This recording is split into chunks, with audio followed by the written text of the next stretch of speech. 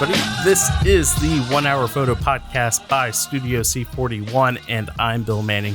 Today we are here for, well, really an interesting one-on-one podcast interview. I have cameras going on here, and we have a special camera here virtually with our guest. So let's dive into it. So we have Jeremy Saltry with QWD Labs, and they actually manufacture ECN-2 chemistry for home labs. And so they got a big announcement that's coming out, and we're going to talk about it. And I'm really excited because I have some motion picture film here, some Kodak 250D Vision 3 that I have been sitting on some 65 millimeter that's been cut down to 61.5 millimeter to fit 120 film, not 120 millimeter. If you really want Hamish to get on you about that, you need to be careful. Don't say 120 millimeter, 65 millimeter. Okay, guys. All right. So with no further ado, Jeremy Saltry, how you doing, man? I'm doing great. Thanks for having us. Obviously, we've known each other for a little while now, and I'm glad that it's been in the pipeline, and we can finally get together and talk about ECN-2 and be nerds and talk about the future of film and all that good stuff. Very cool, man. Well, I'm really excited about this because we have a film lab here in Atlanta that processes motion picture. They do ECN-2 and everything. The problem is that you can't just take a spool like this and process it through their machinery. You're talking about lengths of film that run hundreds, maybe 1,000 feet at a time to process. And this isn't something where you can take a few feet and, throw it on there. You could, attach it, tape it onto another thing, but nobody's going to risk doing that for a motion picture project. And nobody's really going to try to attach a few feet out of it. So I'm really excited to hear about this new announcement that you guys are doing, because you guys are now focusing on home processing for ECN-2. Is that right? Yeah, and I think you made a good point, was that it is very difficult and time consuming to even run film in general. You're dealing with leader, you're dealing with prep, and even when you're running it with leader, it's a good amount. You really have to pull the leader through the full length of the machine to even get some film through it. So, if it's being run with other projects, there's a good chance if the splice is bad, you can damage things. So most labs, like you said, have a complete aversion to it, and rightfully so. My background is in film. I'm a director, and a lot of other people here involved are DPs and cinematographers and producers. So we kind of started doing this as a way to, ideally, you want to scout with motion picture film. Instead of dragging out a 235 or a 435, we're like, hey, let's go, take a still camera and take some photos and check for light levels, do like a little bit of a tech scout, and most importantly, use it for storyboards and pitch meetings. That's what's been invaluable for me. Interesting. And when we started cross-processing in C41, nothing was really true to life. There was a lot of color shifts, and it was just not, we couldn't use it in a technical capacity. I think it was pretty stylized, and it does look neat, but it just wasn't something we could use. So the more we looked into it and the process behind it, and through a couple of years of trial and error and learning from different labs and a lot of different chemists and stuff, we really looked at the fact that, one's run through a linear processor, and we want to try to do it small scale by hand. And the realization we kind of came to was that though it's not exactly the same, it still is a chemical photo process. And the thing is that, there's really no easy way to run 10,000 feet of film through anything but in a linear fashion. That just happens to be the way that's most efficient to process it. So what I'm getting at is it's like I said, it's still a process. It's still something you can adapt to a smaller scale. And that's something we've honestly perfected over the last 3 years. So wow, that's really cool. Now, you mentioned two terminologies, and I apologize because I'm not quite in the motion picture industry, but you mentioned 235 and 435. What is that? Those are actually 35 millimeter motion picture cameras, which is super cool. And they're pretty big and they're heavy. So it's pretty difficult if I think if people haven't shot on film, um, it's difficult to even imagine something even bigger and heavier than what's available now. And we're lucky because we have Alexa Minis, and even Alexas are pretty small in comparison to this big hunk of metal that's oddly modern, but it's still heavy. They're big cams. Okay, cool. So when you guys are doing scouting and stuff like that, you guys have you already like as a director have already made the mental choice of I want to shoot this story on this particular film because of its characteristics or how you anticipate like this scene is supposed to be like if it's going to be at night you most likely you're going to look at something like 500T or something along those lines, right? So is that kind of like why you're bringing out that type of film for scouting? Yeah, 1,000%. And for me, like with writing and the creative process, I think that even though you're working on something currently, you're always looking for your next project also. And within that, a lot of directing is getting people on board, getting people on board with your vision, what you're capable of doing to a degree. And it's been invaluable for me because I'll go to like a lot of my buddies who are DPs and say, hey, I was at this location. This is the idea I had. This is what I'm working on. And it's invaluable to be able to say, hey, this is the practical lighting that we have. This is what I did, when I had to do like a one-stop push on it. This is what we could get away with. And it's very comparable to what you would get out of, bringing a motion picture camera with you, especially if you're going to set, like a an SLR at say, 60 and kind of mimic the shutter of a motion picture camera. So, I mean, honestly, there's two or three pretty big aspects of scouting that we use it for. And first of all, it's creative, and second of all, it's a technical side too. It's a universally understood language you could kind of bring to anybody, and they understand immediately what they're getting to. Very cool. Very cool. So let's get into the chemistry talk. And I'm really interested in this because you mentioned that you have done this in C41, but you've run into color shifts. There's a common terminology that I heard that ECN-2 has more gamma, if I'm correct, over C41. Is that correct?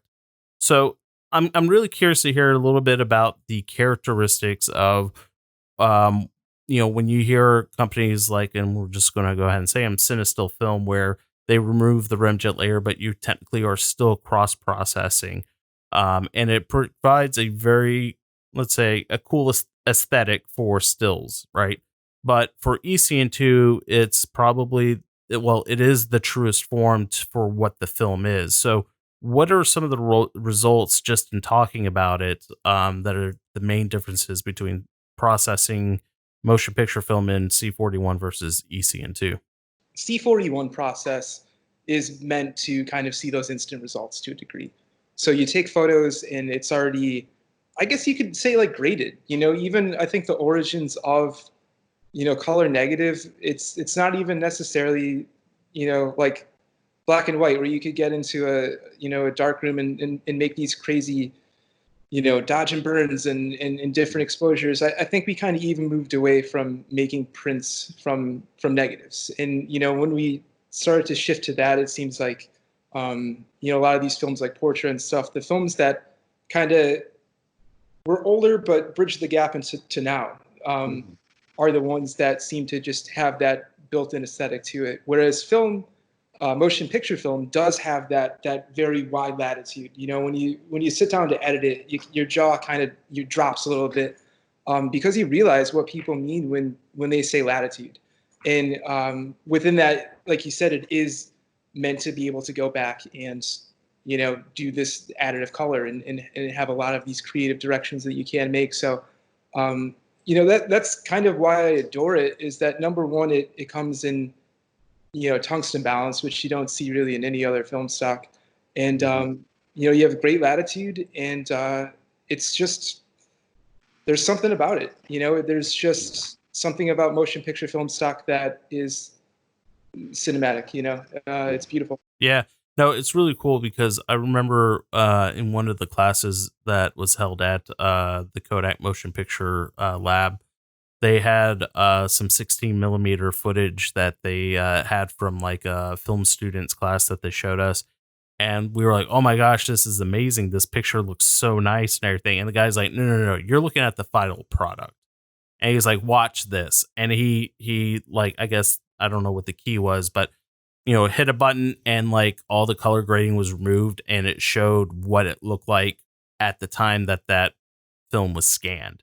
I was like, oh my gosh, it's like so incredibly flat. Like there's like almost no contrast. There's no, I mean, and you kind of think about it when you think of it in the sense of like digital, where you have like your different color profiles. Like S-Log is a super flat profile that allows you to have that flexibility to crush your blacks or recover your highlights. There's a lot of flexibility that you can do with that image file. The exact same thing that you can be done in motion picture. So to see the final product to where it came from, it was just absolutely mind-blowing. And I was just like, and as a person who has a workflow that's both digital or takes analog and then brings it into a digital format, to be able to have that kind of flexibility in the sense of stills is fantastic, right? And some people will say, oh, well, why didn't you just shoot it in digital in the first place? True, but there's certain things about characteristics as far as why DPs choose motion picture film, and image latitude is one of the biggest things. I remember talking to Stephen Campbell, the DP for the DP for The Walking Dead, and we would talk about why did they shoot film, and he was talking about how 50D, you can't blow it out. Like it just it holds on to so much detail, like from your highest highlights in the clouds to your darkest darks in your image. And that's why they chose it, because they're shooting in the middle of South Georgia in the dead heat of summer, and the worst lighting conditions possible for digital, and they felt like that film had that ability to maintain that over digital. So they did have some legitimate reasons for doing that. So yeah, it's really cool. I love hearing about the reasons why film is being shot to this very day. So let's shift gears a little bit. I'd like to hear about how you got into photography, cinematography, and then how the heck did you make this journey into making chemistry? Yeah, it's been pretty wild. I think in regards to photography, it's something I've always been involved in. I remember one year, I think I was probably 8 or 9. I somehow convinced my parents to get me a Rebel G, which is way above my head and way above what I've ever should have gotten for a Christmas gift. But it was super super nice. I worked hard to get that camera. Yeah. And even when we went to go get it, the salesman tried to talk my parents out of it. He's like, "Listen, kid, like what are you doing?" And it was one of the best things I ever did. It really made me understand the fundamentals of photography. And granted, I didn't understand it, immediately, but it pushed me to understand it more than pointing a camera at something. And so that was kind of like my, I guess I just got thrown right in there in regards to photography. But it's something that's always for me been a constant in my life. So I would say one of my buddies was going to film school. I chose not to go to film school. I went to business school. And right when he was going to film school, we were always doing projects growing up, for sure, with movies. But I actually just started reading all of his textbooks. And that was kind of like how I started to learn the finer points of film, for sure. And it was cool because even I think he's about a year away from graduating. I was 1 year older. And what we ended up doing was using Temple to pull all the resources to go out and shoot films. So it got to the point where I was like, hey, man, here's a list of what I need. Can you go get it for me? And he'd go over to the school and he'd get everything we need, and we'd go out and make films. So cut to a couple of years later, and I'm out in Portland, Oregon. I'm originally from Pennsylvania. And through a cool series of events, I ended up being partner in an advertising agency for 5 years. And it turns out my business partner, his grandfather was Lou Carlino, who is a director and sits on the Academy. So I'm pretty fortunate to be that close to something like that. But yeah, it's cool because his one of my best friends, Duncan, and his grandson, they're just film through and through, 1,000%. And that was another opportunity for me to just learn and learn and learn. And that's kind of when I really got obsessed with the narrative side of filmmaking. So I kind of had been doing the ad thing and doing the creative thing and doing the directing thing. And then I was like, I just want to make movies. That's all I want to do. So it's something still, I think everyone is struggling to get their script made and get their idea out there. And the only thing you could do is surround yourself with really great, talented people. And I'm lucky because we have more film cameras in film stock than I ever know what to do with. So it's cool. I often step back and I'll say like we're kind of shitheads. Like we're so lucky of what we have. I don't think we know it. So yeah, it's been a mixture of business. It's been a mixture of advertising, which has played a key role in QWD, to be honest with you, in film. And it's honestly like the perfect storm of all of those components led me to talking to you right now. That's fantastic. That's cool. So I'm guessing with the transition into processing chemistry, was this something that you guys did on your own where, if you filmed something, you just processed what you guys just filmed in-house, or was that something that was sent out? We always send stuff to MetPost, who I adore, and also Kodak New York and Kodak ATL, and also Color Lab. Great people. But the thing is that, like, even for us, like, it's not that we consider this experimental by any means, but when you're dealing with like high budgets and stuff, yeah, that's something you want to get to a linear processor, to somebody like Kodak, who I would trust with absolutely anything. So I think we always did stills for sure. We did a little bit of motion, but it's interesting. Like we started out processing stills for everyone else, like just like a lab, and we fucked up pretty bad. It wasn't great. We ended up getting so much film from around the world that it went from working with a DP, and that DP would recommend you to somebody else, and next thing you know, people from Technicolor hitting you up. Oh wow.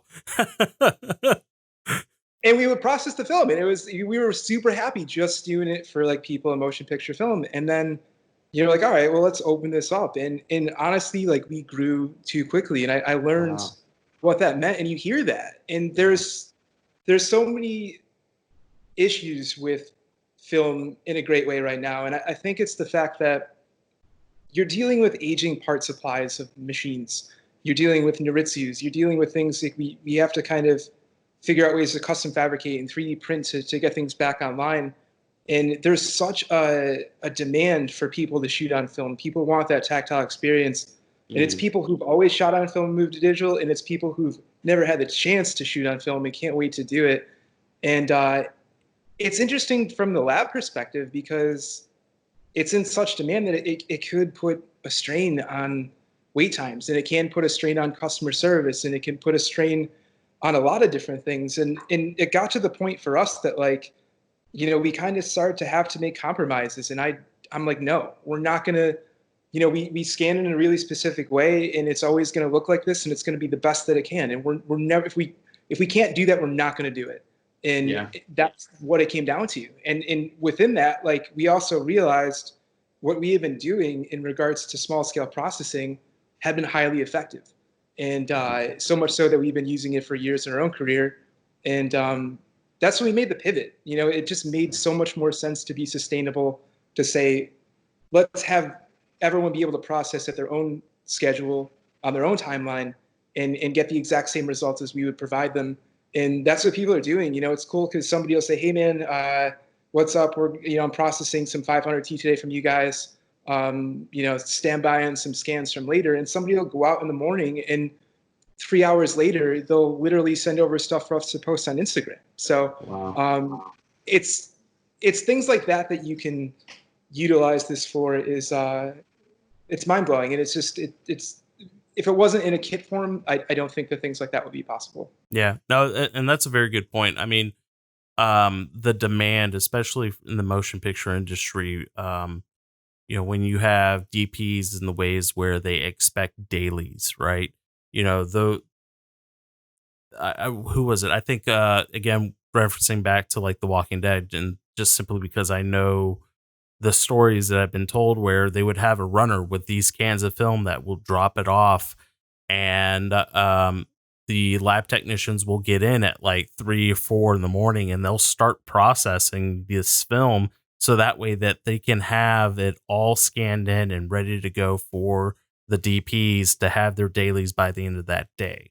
So like, you know, I still find it pretty amazing to this day that you can still get footage that's shot on film back within 24 hours. Like, that's still mind blowing to me that process still survives that way. So yeah, I could totally understand from your perspective as far as like growing up too quickly, and like you guys do an awesome job. But if you got a demand where, somebody says, I need dailies within 24 hours, well, what happens if you got somebody else that says, I need dailies within 24 hours? It's a constant battle. So I totally get that.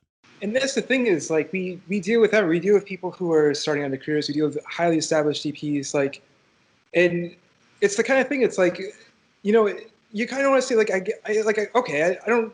Everyone's the same. I don't really care who you are to a certain degree. Like, you have the same needs, and it doesn't matter if you're somebody who's just starting out or if you're a DP. We treat everyone the same, and that's the thing is, like, you have to. We're that's the way we're always going to do it, and so That's tough. It's tough. Yeah, that's tough. So you mentioned that there's a bit of a pivot, and so I find this really interesting because ECN-2, while it could be processed at home, it never really was a thing until just recently. There's been a lot of questions. I've even questioned, and I've asked the guys down to the Kodak motion picture going, hey, what's the likelihood, like, if I have enough rolls of like 500T, like, could you guys process it? And they're like, well, the machinery just can't support that, right? And we could hook it up to the end of some film, but we're not going to risk that because we're going to have somebody's 400 feet of film destroyed because you want 3 feet tacked onto it. It's just not going to happen, right? And which is totally respectful, and I totally understand. And I would not want to risk somebody else's film for that particular process. So I find this very interesting for those that and you mentioned shooting shooting ECN-2 or shooting motion picture in the form of stills for location scouting, right? Like, maybe you just want to kind of get an idea as far as what the film's going to look in that particular area, but you can't really process it in ECN-2. So you guys have created a 1-liter kit that you can process this essentially at home, and I find this really cool. So let's dive into it, man. Let's hear a little bit more about this this ECN-2 kit that you have available for small batches. Yeah, for sure. So we actually just went through a complete packaging redesign. I don't know if you could tell, but I'm huge into typography and package design. I'm a huge nerd.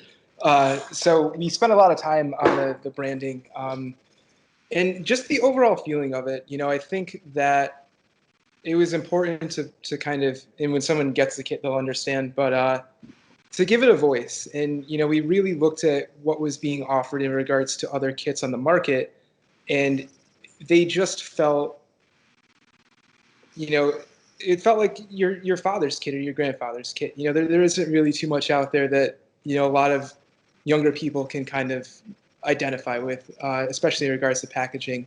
And I think we kind of took it one step further to kind of give this kit almost like a reassuring voice or quality. We made it a really big point to make it very simple. So we color coded all of the steps to mix.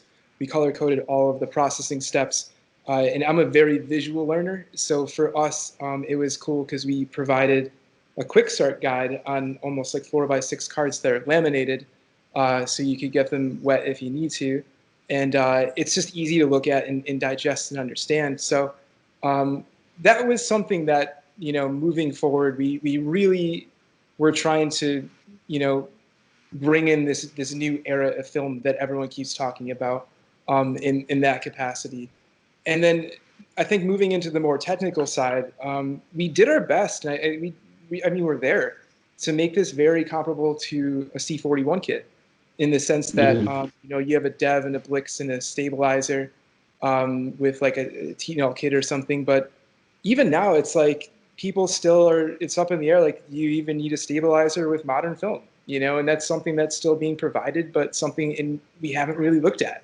And so that was an important thing to us too, is say what's absolutely necessary, what do we absolutely need, and what do we not need, and what is being done and perpetuated that maybe doesn't need to be done anymore. And we landed on a four-step process, and it's essentially a Prebath, developer, a bleach, and a fixer. And aside from the initial pre-bath, which is actually 10 seconds, and you don't even have to agitate it. You literally pour it in, pour it right back out, softens it up, and wash it off. It's I would say just about the same workflow as C41. That's really cool. Yeah, and I have seen that there is like a pre-bath kit that's out there and everything that makes it a little bit more accessible to process it through C41. And I find it really interesting because the process, and it's the weirdest thing, is like you pour in the pre-bath, you let it sit, and then you pour it out, and then it starts coming apart when you run it through water.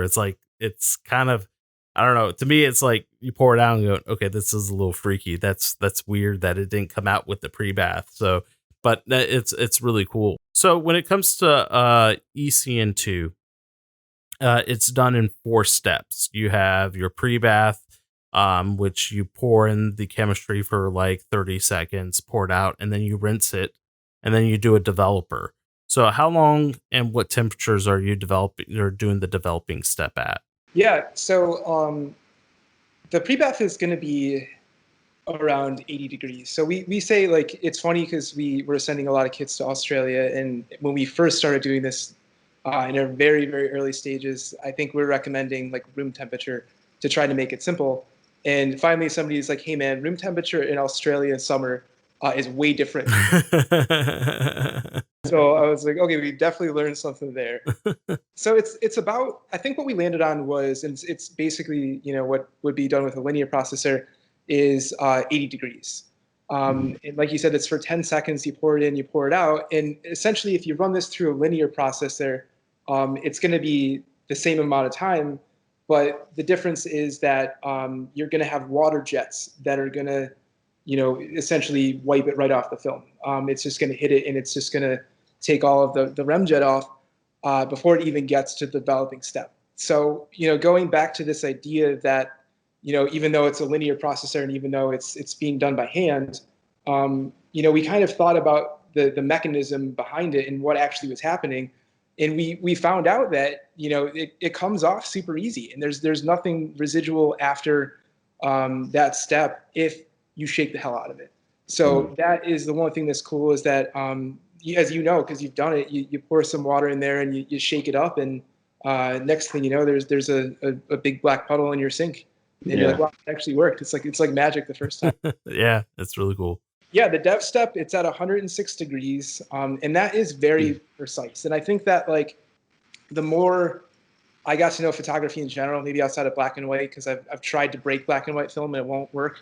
I think even like C41, if there's one step that you're going to focus on, it's going to be the developer, and that's what we tell everybody. We even say, like, we recommend like using like sous vide or something like Cinestill came out with, which is like a temperature control. Within the agitation schedule we provide, just return it back to the water bath real quick. So when you're not agitating, bring it back, and then agitate, and then put it right back in, and it holds it exactly where it needs to be, and it works out super well. And then from there, we're going to move to a bleach step, which is different for a lot of people, because normally it's going to be Blix. It's going to be a bleach and a fixer. So that is something that we did not combine, uh, which is interesting. And then from there, after rinsing thoroughly between each step, we're going to move on to the fix. And it's a rapid fix, clears it super quick. And then you're pretty much done. The only thing we really recommend is maybe some photo flow at the end. And if you put it in a bucket and you kind of use like a peck pad or even your fingers to catch any residual remjet that may be on there, yeah, it looks exactly like C41.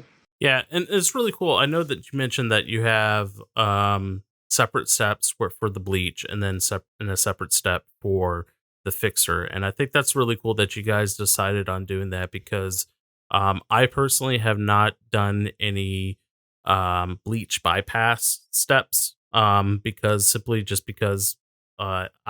the kits that I have don't allow me to do that. It's all in one step.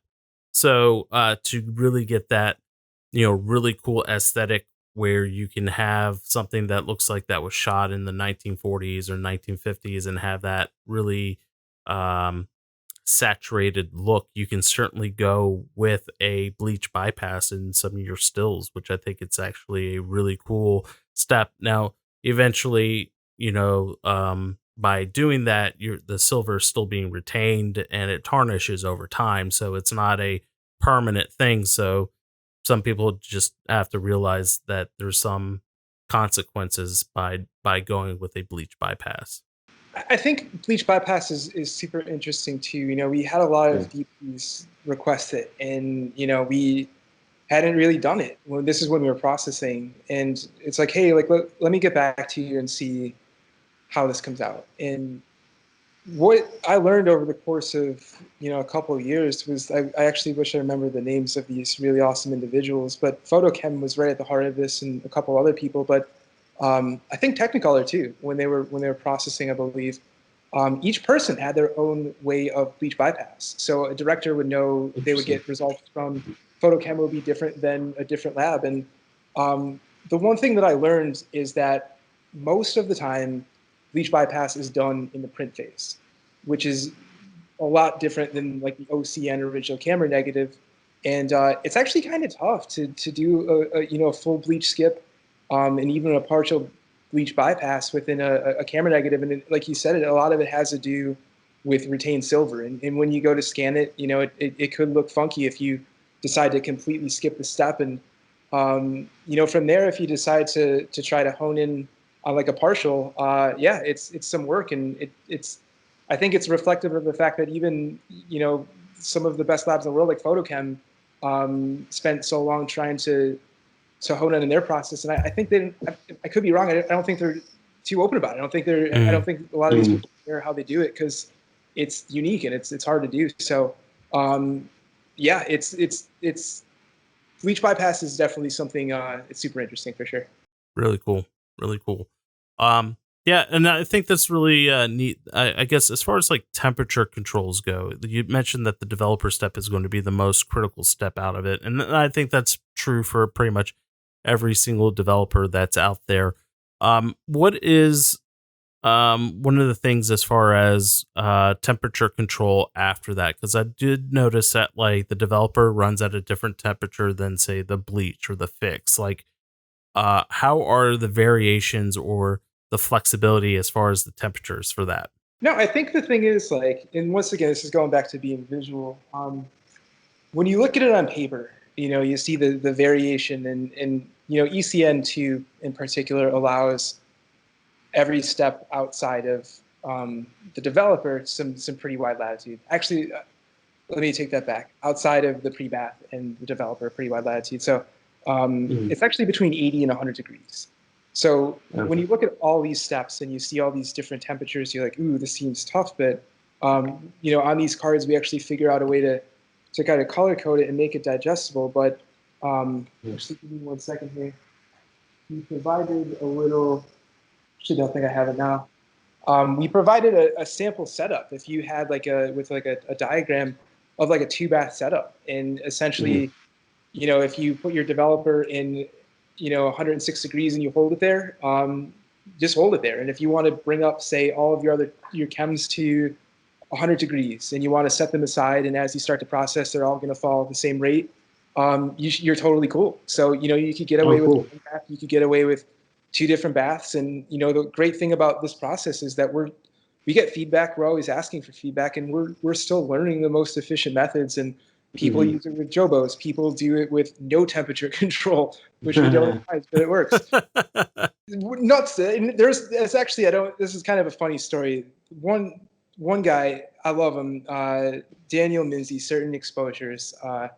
He was such an early adopter to our film and our process. And he sent us 50D, and it looked killer. The scans are insane. He's like, dude, and this is one of these guys that he's younger and he's so passionate and he's very into photo, and he made the jump to film, and he's made it like his life's work. And so he was like, now I understand film. This makes sense. And so he had one of our earlier kits, and he was going to process some film and review it. And he needed like a stop bath. So we're like, all right, cool. You could use like white vinegar. It's essentially like acetic acid. It's a great concentration. It's perfect for this setup. And he gets back to me. He's like, oh, I couldn't find it. He said it on his site, so I don't mind saying it. But he said, I couldn't find white vinegar, but I used balsamic vinegar. Oh no. And would you believe it actually worked? Did it really? I'm thinking like, man, there's so much sugar in that, and it's kind of like fortified wine to a degree, you know what I mean? And that crazy son of a bitch did it. Oh, that's cool. So you learn something new. Yeah. That day was if I really need to use balsamic vinegar as a stop bath, I guess you could do it. Yeah. Yeah. Wow. Yeah. There you go. There's always an option out there. So that's really cool though. So, but wow. That's impressive. So, well, that's really cool to hear that there is flexibility as far as how the chemistry is going, because I did get a kit. I'm about to do some processing here on some 250D, and I'm actually really excited to test this out. I actually have a few friends, because I'm kind of a bit of a lockdown right now, but I did send some 120 250D out to a few friends and say, hey, let's see what you guys can do, right? Because I'm tired of doing my own photos in my own town. And I said to my friends, send me something back. I'm going to process it for you guys. Don't shoot anything important with it, because I can't make any promises that, I'm pretty confident that it'll come out fine, but I still got to toss that disclaimer out there that, hey, look, something bad could happen on this, so please don't do anything that is irreplaceable on it. So they were super cool about that. So I should be getting those rules back pretty soon. But I am really excited because I've always found the flexibility of shooting 120 motion picture very cool, or motion picture film converted down to 120. I think that is the thought of just saying I'm shooting something that Christopher Nolan, shoots on, right? It's crazy. It's crazy, and that really kind of, sets you in that place where you kind of feel almost like you want to be creative with it, right? And that's the whole, I would say, kind of like the heart and soul of film, right? It's like that creativity, like I love digital and I'll shoot digital for work and everything like that. But, I feel most creative when I'm shooting with film. So, man, I'm really excited. I want to go process all this stuff right now, right after this. But I will, and we're going to do a whole video review on it. You guys are going to be you guys are going to have this out available in retail, right? Yeah, so we got picked up by Freestyle. Oh, awesome! A couple months ago, which is cool. I randomly shot an email over to their buying department. I got to know one of the guys over there pretty well, and they're incredibly supportive of people bringing things to market, and they're also incredibly committed to keeping film alive. And that was something that for us as a company was super important, because we always go out of our way to work with people who are that committed to things like this. So it was just a great logical fit. They're amazing in regards to what they supply in getting things out to people. So yeah, we're very fortunate that they gave us an opportunity um, to to bring this to everybody and step our game up even more. It really forced us to be like, wow, like this has to be the absolute best it can, and from there constantly learning and making it even better. So yeah, it was a little scary. We sent him one of our kits, and he's like, "Cool, this is going to be great. We're going to tear it apart to make sure this works." And it was a week where we knew it was going to work, but it was like they really put it through its paces, and they got back to Wow. us, and they're like, "We see the value. We see the huge gap in the market that almost brings two markets together." And what essentially is happening, that we saw happening, is we're bringing people who are 35 millimeter, 16 millimeter motion picture filmmakers, and we're bringing them more into the realm of the photo side. And then we're taking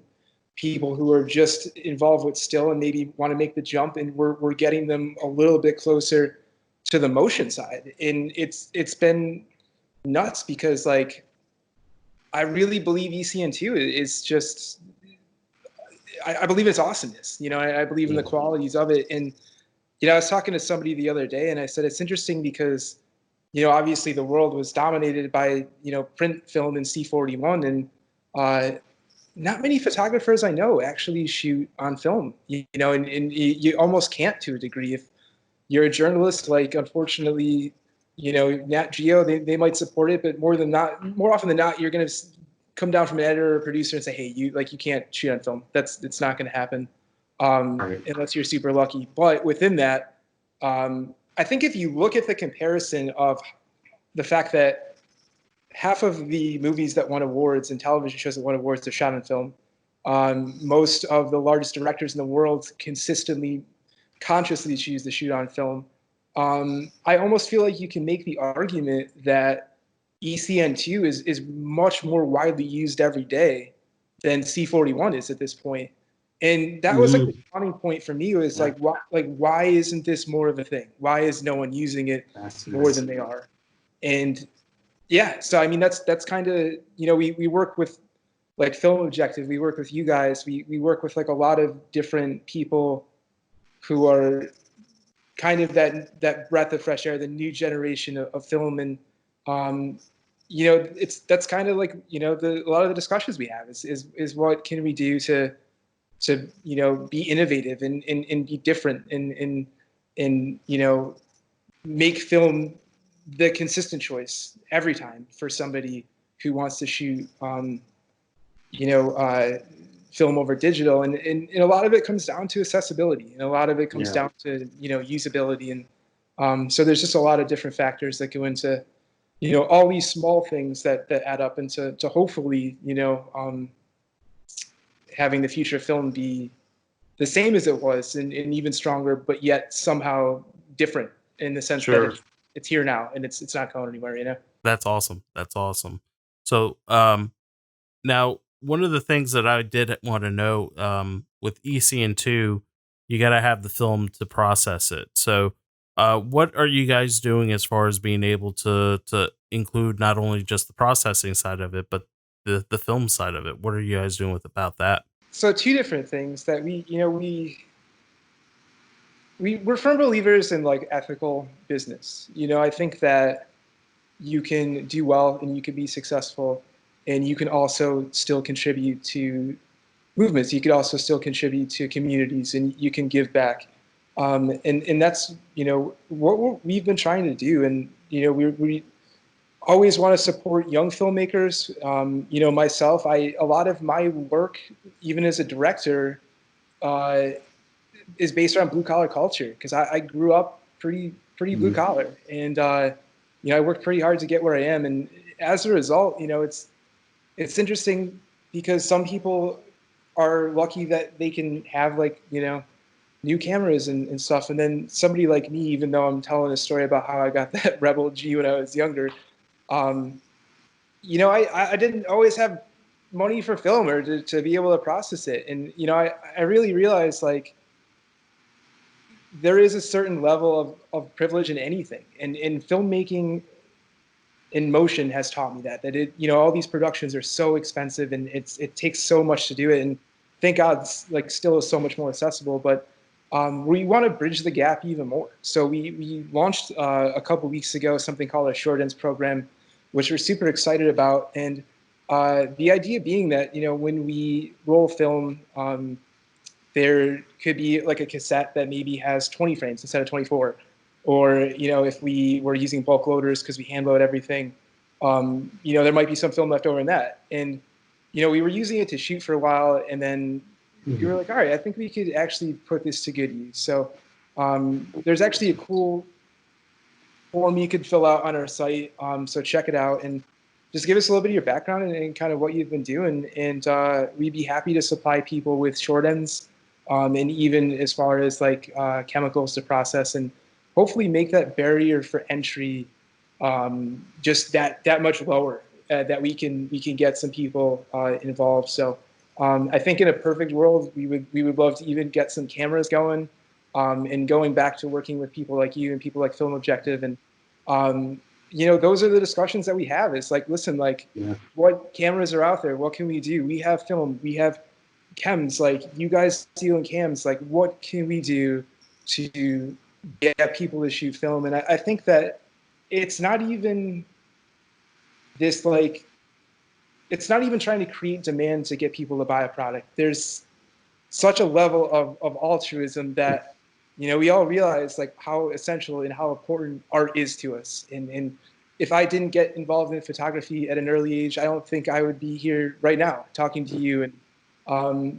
you know, I think we're going to put art before everything, and I think that we always will. So yeah, we've also been doing sounds like a backdoor brag, so forgive me, but even with like hand rolling film, it's pretty labor intensive, believe it or not. And we put a lot of time and effort and care into making it look factory, to be honest with you. And so, I mean, especially with everything with isolation, we saw a good opportunity to be able to get people loaders and a lot of fresh stock from Kodak and say, hey, like, if anybody in the film community doesn't have work, if you're in a bad spot, let us know, and we will get you set up with some form. But we'll do whatever we have to. But so that right now, like, that's a good amount of the film that people are buying from us, which is actually 10% off at Freestyle right now. But that's cool. Yeah, it's actually it's a lot of people who are like, hey, like, I haven't seen work. I work as an AC. I haven't seen work in 2 months. I'm worried about paying my rent. And granted, like, we might not be able to cover someone's rent, but we can hopefully get somebody a couple $100 and help them out the best. Food. Yeah. Wow, that's really cool. No, that's a really cool aspect. I never really thought about crowdsourcing bulk rolling. That's actually pretty cool idea. I like that a lot. So that's really awesome that you guys are doing that. So really cool. Well, I think we're starting to come down to the end of this thing, man. I just want to say a big congratulations to you guys for filling a gap in the market, getting your product in the doors with Freestyle Photo. And I'm really excited to see and try this out because ECN-2 has been kind of almost a bit of a misnomer for me, right? You know, I've always really been curious in trying this, and the only experience that I have with it is just reading blogs and other people that had access to the machinery to do this, right? So now to have that opportunity to do it firsthand is incredibly exciting. So I appreciate you allowing us to be a beta tester on this, and we'll certainly do a whole video review and kind of explain the process on how to process it. And I'm really excited to get this 250D through the development tanks here, man. It's super exciting. So, well, cool. Absolutely.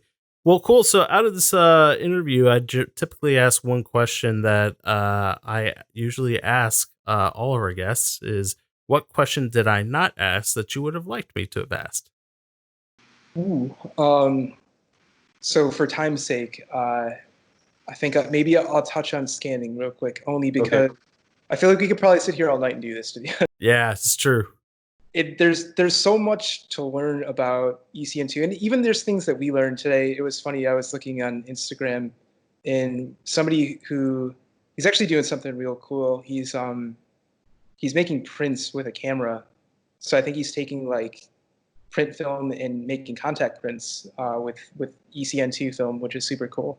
And he put side by side, like, I think he did like C41, and then he did like ECN2, and this is based on motion picture film. And in the first step, the dev step, after you're done, after the stop back, you could actually take it out. You could expose it to white light, and you'll see an image, which is pretty cool.